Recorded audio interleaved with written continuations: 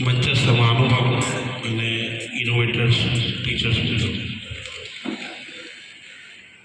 Omega sir philosopher, માર્ગદર્શન અને friends મારા એકદમ નજીકના મિત્ર પણ છે અને કોલેજ લેવલથી અમે સાથે છીએ.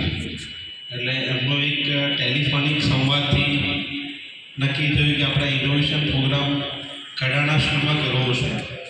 મેં કીધું મોસ્ટ વેલકમ છે, કારણ કે અમને જિજ્ઞાસાને શીખવાની ધગશ અને અમારી ટીમને ખૂબ ઉત્સાહ છે એના બાબતે. તો અમને પણ એવું થયું કે ઘણું બધું શીખવા મળશે અને એમનો જે હતો એ પ્રસ્તાવ સ્વીકાર કરી અને આ ઇનોવેશન પ્રોગ્રામ ખૂબ સરસ રીતે પરિપૂર્ણ થવા જઈ રહ્યો છે. ત્યારે ઇનોવેટર શિક્ષકોને એટલું જ કહેવાનું કે આજે આપણે કામ કર્યું છે, ખરેખર દરેક સ્ટોલ પર્સનલી મેં જોયા છે, હું ખૂબ ઇમ્પ્રેસ થયો છું એનાથી. અને મારા ટીચર્સ મિત્રોને પણ ગઈકાલે સાંજે અમે મિટિંગ કરીને ચર્ચા કરી અને દરેક ટીચર્સ મિત્રોને અમે 3 સ્ટોલ આપ્યા, 3 એમનાથી એમના સબ્જેક્ટના સુધી એ લોકોએ આખું રિવ્યૂ કર્યું છે એનું, અને આમાંથી આપણી સ્કૂલને અપડેટ કરવા માટે ક્યાં એપ્લાય કરી શકાય એનું એક એનાલિસિસ પણ અમે કર્યું છે.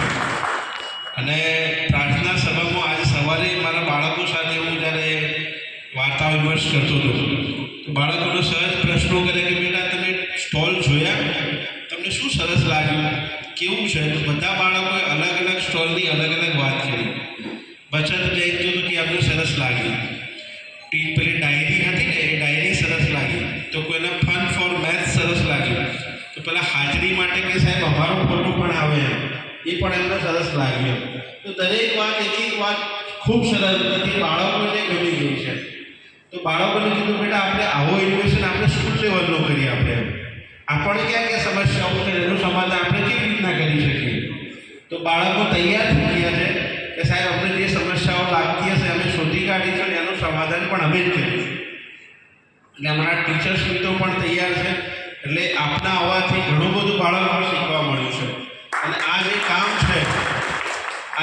છે તમે અહીંયા ફૂલ સ્ટોપ ન કરતા એને તમે આજુબાજુની સ્કૂલો છે, ઘણા બધા ટીચર્સ મિત્રો છે, એમની જોડે શેર કરશો તો ખૂબ સરસ કામ શિક્ષણ જગતની અંદર થશે.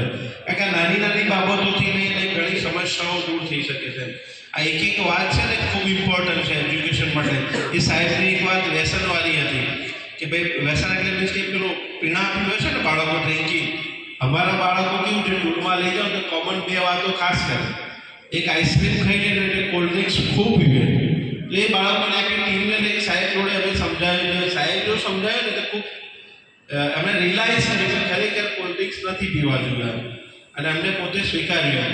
આ નાની નાની બાબતો છે પણ એ નાની નથી, એ જોરદાર છે, વજનવાળી છે. એટલે તમે ઇનોવેટર્સ ટીચરો જે કામ કર્યું છે ખૂબ બિરદાવવા લાયક છે અને આ કામ સતત ચાલવું જોઈએ. આનો કોઈ સાહેબ ફૂલ સ્ટોપ ન થવો જોઈએ.